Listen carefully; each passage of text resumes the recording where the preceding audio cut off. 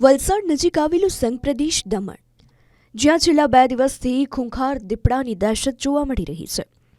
દમણના જાંબા બજારમાં આવેલા એક ઘરમાં દીપડો ઘૂસી ગયો, જે અંગે જ્યારે મહિલાને ખ્યાલ આવ્યો તો તેણે પરિવારને જાણ કરી અને તે બાદ ફોરેસ્ટ વિભાગને જાણ કરાઈ. જો કે દમણના ફોરેસ્ટ વિભાગને દીપડો પકડતા ન આવતા વલસાડ અને દહણુ ગામથી વન વિભાગની ટીમોને બોલાવવી પડી. સ્થિતિ ગંભીર હોવાથી સ્થળ પર મોટી સંખ્યામાં સુરક્ષા ગોઠવાઈ. વિસ્તારને કોર્ડન કરી દીપડાનું રેસ્ક્યુ કરાયું. આખરે 12 કલાકની ભારે જહેમત બાદ દીપડાને બેહોશ કરીને પાંજરે પુરાયો હતો. રેસ્ક્યુ ઓપરેશન દરમિયાન એક વન કર્મચારી ઈજાગ્રસ્ત પણ થયો હતો, જેને સારવાર અર્થે હોસ્પિટલ ખસેડાયો. જો કે દીપડાનું રેસ્ક્યુ પૂર્ણ થતાં લોકોએ હાશકારો અનુભવ્યો હતો.